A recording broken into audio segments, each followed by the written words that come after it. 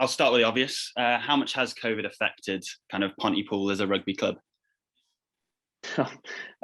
Massively, really. I think in the sense it's been the same for anybody running a business or a sports team, particularly at our level, semi-professional. Obviously, we don't have the funding or the resources at our disposal like the professional teams do to have bubbles and rapid testing and frequent testing in order to fulfill competitions. So naturally, we are not back yet, and we still support that decision, although it's been tough for everybody.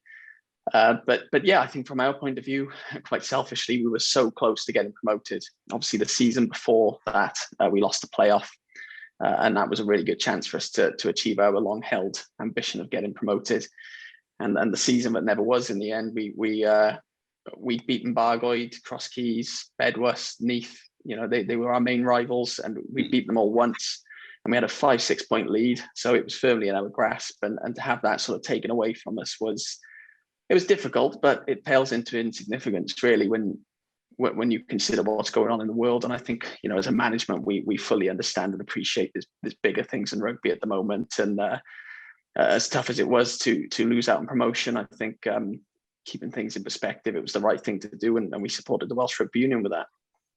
Are you still in kind of the same position then for obviously looking at next season to kind of push for this? Have you kept like the same players, for example, to push for promotion? Yes, it's been challenging me because obviously we haven't had a lot of information from the Welsh Rugby Union, and I can understand that. You know, it's for them it must be impossible to plan with the continuous changes in the landscape with first, second, third waves, vaccine rollouts, different mutations of the virus, but nobody really knows what's going to happen in the future. So they've done the best they can, and I think Geraint John in particular, the community director, has been really good in keeping us informed off the record, on the record, and doing his best to allow us to plan. So you know, we retained a lot of our players for a season, but never happened. So obviously we were hoping to come back at some point prior to this, and it didn't happen. And the challenge for us is by the time we come back together, we've almost gone through like 2 squad changes. Okay. Because you know, people were going to leave at the end of the season. We were in before COVID struck, and we start our recruitment sort of November, December of the current season for the next season. So we were well prepared for our new arrivals. So we've had new arrivals who haven't played a minute of rugby, and they've been with us for a year now. And in that time, people who were in our squad previously will also be leaving now because of retirement, things of that nature. And that happens every year. That's normal. So so by the time we come back, we will have gone through like 2 incarnations of a squad that actually hasn't played a minute of rugby together. So, but you know, we've been, I think one of our strengths is our professionalism, and we've been able to retain a squad and our core coaching staff and keep them informed of what we're doing. And I'm pretty confident that when we come back, we'll have a good squad in place, and we'll have all the pieces in place to hopefully get promotion if it's on the table. Fingers crossed. I imagine you've spoken to the players. Are they kind of chomping at the bit to get back? Are they kind of just frustrated more than anything than not playing rugby? Yeah, I think you know, the first lockdown, everybody was very realistic. Let's all stay home, be safe. You know, and a lot of our players, well, all of our players, in fact, have second jobs. So this isn't really recreational. It's a semi-professional league we're in, but they have primary employment elsewhere. And I think the focus from our point of view and the message to the team was just look after yourselves at this moment in time. Don't worry about the rugby. Fitness we can get back. It's not essential at the moment. But what we're finding now as time has gone on a bit longer, the squad really want to get back to training, and that's great for us because it shows they're highly committed and they're serious about what they do. However, we've still judged that it's not the right time for us to come back because, you know, the Welsh Rugby Union released their roadmap of the return to play a couple of weeks ago, and a lot of the stuff in the summer doesn't really suit us. It's 7s and 10s rugby with heavily modified laws. We can't bring supporters back. We'd have to make massive adjustments to our venue in terms of making it COVID safe. Yeah. So our view at the moment is just to keep people at home or you know, or doing whatever they're doing away from the club. And I think what's realistic for us, if nothing else changes, is for the competitions in the autumn. So the 15s cup competitions they're looking at, which we still don't know the details of, but provisionally we'll try and treat that as a pre-season before that shut down again, which is planned in November, December. And then we understand that League Rugby will come back in February next year, run into June or July, and that's going to be our really important time. We're led to believe that promotion will be on the table there. Don't know many details at the moment. So all roads lead to February, really, and that's where our planning is going to take us. Hopefully, well, fingers crossed again. So how would you describe Pontypool as a rugby club? What's it all about? I think, certainly it's forged a reputation over the decades of being a pretty hard, rugged club that played with absolute brutality. And, I think we've ridden on the coattails of that a little bit over the last few years. The club is, it's a world famous brand. It still amazes me. We have so much interest from supporters, whether they're expats or just people around the world. We have so much interest from people in Australia, Asia. And since we've been doing these updates on the ground, there's a lot of people who've not been home in Pontypool for a while, and they're tuning in. And it's like, 4 or 5 in the morning in Australia when I'm doing an update, and people are logging in saying they're here. So it's been really great for us that the club has maintained a standing in the rugby community. And but I think more recently the club has become much more professional. I think one of the things that always held the club back, it's hugely successful in the 70s and 80s, and that's entrenched in our history, which is fantastic. The work of Ray Prosser in particular, and some of the characters of the game back then. But throughout I would say the early noughties, through the 90s, and until we got involved, the club had really not moved with the times. It was very unprofessional in how it was run as a business. And so I would say, as a club now, we're an entity that is really professional. It's well run. We value our people, and we've got a lot of retention. We've got our coaching staff have been with us for a number of years. Our squad, we've got a lot of people who've been there for a long time. Now, volunteers, we've been involved nearly 10 years, and we still have the same band of volunteers with us as that we did since the start. But we are not too far away from our reputation. We play a hard game. We play tough. Leighton Jones, our head coach, is made from that mold. His father, the late Jenna Jones, was a coach of Pontypool, and he instilled that sort of hard rugby approach. Although we do seem to be playing a bit more of an exciting, diverse brand of rugby now, particularly since Tom Hancock came in as our backs coach. So I think it's a really well-run club. We value our people. It's professional, and it's also really ambitious. It's the COVID situation hasn't really dampened our spirits in terms of wanting to get back to the Premiership. And when we get there, compete for honours at the top of the Premiership and try and win a national cup as well. So what does your role as CEO involve then? I think it's just a formal way of, it sounds really formal and everything CEO, but really I just do a bit of everything. So I run the business, so all staff matters, HR, payroll, accounts, data protection, working with the Welsh Rugby Union to ensure the club retains its A license, which you need to compete in the Premiership. So my role is really everything off the field, supporter engagement, work with our commercial team. We've had a little bit of change there recently, but we've got a videographer, a photographer, social media person. I'm responsible for sort of line managing all those people. And really, ultimately, my responsibility is just bringing all parts of the organization together to ensure we function as one cohesive unit. So I've got a really strong link with Leighton Jones, our head coach, who runs the entire rugby operation. I try not to really get involved in that too much. Me and Leighton will plan, we'll strategize our ambitions and how we're going to achieve our goals over the coming 12 months or 2 years, whatever it is. And then, I entrust Leighton then to manage that, his coaching staff, the squad. And I think that works really well because, I think we give the coaching staff all the tools they need to be successful, and they haven't got to worry about all the other stuff that goes into running the club. So in a snapshot, I'd say my role is really just trying to be the glue that brings the whole organization together and ensure that we maintain our high standards. Yeah, every club needs one.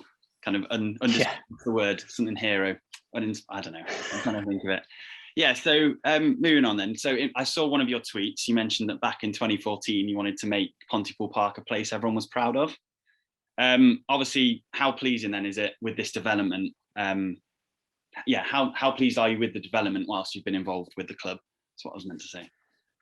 Yeah, no, I'm delighted with it, really. I mean, I mentioned, back in 2014. So, we got involved in the club in 2012, and the club had much bigger issues then than the venue at Pontypool Park. It had, as I mentioned before, the club had been really poorly run. The previous shareholders of the club took the WRU to the High Court over a decision by the union to demote the club from the Premiership. And they gambled all the club's funds and effectively lost the court case and ran away. So when we came in, we obviously had a big job on our hands just to stabilize the club, try and get a squad back together, as we only had about 2 or 3 players left after all that happened. So as we, over the ensuing couple of years after that, we stabilized things, we put a squad together, we started to stabilize in the championship. We really wanted to move forward and look at the venue because I think anybody who's been to Pontypool Park or seen acts of vandalism that it had suffered over the years, it had fallen into a really, really poor state of repair, and it was quite frankly an embarrassment to the club, particularly with where we were looking to take it and with our ambitions to get back to the Premiership and really be a premier semi-professional club that did things in the right way. So we tried to work with Torvine Council. Try not go into too much detail because it's not that interesting, but basically the venue was entirely open access, so anybody could go into it at any time, and we wanted to put a fence around it for obvious reasons, but there was a highly complex legal covenant in place that prevented us from shutting off any part of the ground. So unfortunately, it took us about 5 years of negotiating, and then ultimately at one time we were going to leave Pontypool Park, as we felt we had no other option. We weren't really getting much cooperation from Torvine Council. Fortunately, after doing that, both parties came back together with a bit of a renewed strategy to get all the legal complexities over the line. And from there, we achieved that. We then achieved planning permission for the works you see today. And we commenced works in January of this year to bring that vision to life, really. So it's been a full-scale renovation. The building has been reclad, it's got a new roof.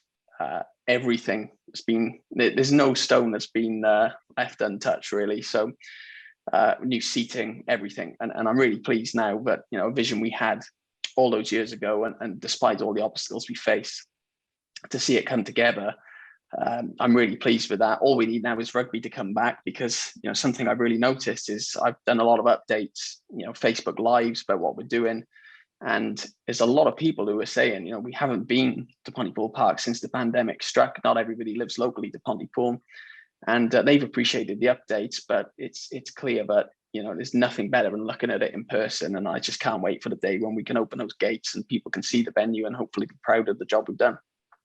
Yeah, so you mentioned it's going to be full with fans, hopefully, and obviously everything that's happened recently with the European Super League in football. How important are fans to kind of Pontypool, and how excited are you, obviously, to have them back in? Well, I was really encouraged by that Super League fiasco, because I think certainly we're in the Premiership clubs in football are a different world to us. The money involved there is just astronomical. But I think prior to COVID happening, I think there was this feeling in some quarters of sports administration that fans weren't that important. TV deals were the big draw. Obviously, it needs people to watch it to generate that money. But when you saw that stadiums were empty, the game, any sport, football, rugby, whatever it is, the game without fans is dead. Any sport without fans is dead. The atmosphere, that sense of belonging, you just can't put a price on that. And to see the Super League format fall away really quickly was really encouraging, because I think you just can't overlook the importance of having fans involved in your product. And at our level, I'll be honest with you, that the money we generate from season tickets, match day tickets, etc., it's not enough to plug the gap in our finances. So we fill that hole as a family every year in the accounts. But I just don't see why any of us would be involved if we couldn't have supporters on that journey. It's not about the monetary side for us. It's the atmosphere. It's just that sense of belonging, as I said. And the day we can welcome supporters back, I just think that'll be the most fantastic thing in a new venue. I just hope everybody has stayed safe and well, because obviously we would have lost people due to this terrible pandemic. And I really am confident that when rugby comes back, though, that we'll have a record number of supporters for as long as we've been administrators here. There's a real latent demand for the product, and I know people can't wait to get back. So hopefully, the Super League situation and with COVID, we've all been away from our sports for so long. When we get the green light to return, I just hope people flock back, reconnect with people in their community and enjoy the product once again. Yeah, I think it's definitely made a lot of people kind of high up realize fans are kind of the main part of sport, really, aren't they? Without us, it's not really anything. Absolutely. So yeah, I've never been to Pontypool, but what is it like on a match day? What is it? Is it buzzing? Obviously, when you're doing well, I imagine it's a cracking atmosphere. Yeah. I think when we first got involved, a lot of people I think had fallen out of love with Pooler, and we were getting maybe 100, 150 people coming to games, and that was really sad to see the club as it was in the late 80s. You'd have 15,000, 20,000 people packing into Pontypool Park, and to see that fall from grace was tragic, really. But as we've developed and become more successful and I think reconnected with the fan base, we on average in a championship game we get about 600 people, which for that division is really strong. And for the bigger games, you're talking 2,000-3,000 people coming to watch games still, which for a championship level club. And I'm talking the National Cup games when we played Premiership opposition or the playoff. The playoff was on television and we played in Aberafon and their stand was full. And it's a big stand, and a lot of the terracing was full as well. And it was 95% Pontypool supporters, I think. So, and that's the thing, that's the thing I've missed, and I know everybody else has missed. You form relationships with people over the years. We have with supporters, our volunteers, and it's great when you can connect. And I think the great thing about our club is there's people from all walks of life, different backgrounds, and it's just brought everybody in that community together. And you just can't put a price on that, like I said. And the fact we haven't experienced that in over a year now, and it's likely to be closer to 2 years before we get everybody back together. It's only when you've lost something you really truly appreciate what you had. And I just hope, as I said, that everybody stays safe and well, so that when we do come back, it'll be just a fantastic atmosphere and we can enjoy rugby once again. Yeah, it'll be worth the wait. It definitely looks like, anyway. Yeah, so just to finish then, to go back to your club, what are your short and long-term goals for Pontypool Rugby? Well, I think some of our long-term goals we've achieved, and I think it's a case of just continuing to ensure that that's in place for the future. So the business is stable. I think we've got a really well-run organization that values its people, values the supporters, and I think that will hopefully carry on well beyond my involvement with the club. I think everything, the whole club has everything in place to continue to be successful down the line. But short-term ambitions, I think, we've obviously achieved our goal with Pontypool Park, and that's been ticked off now. But really, the short-term goal is get back to the Premiership.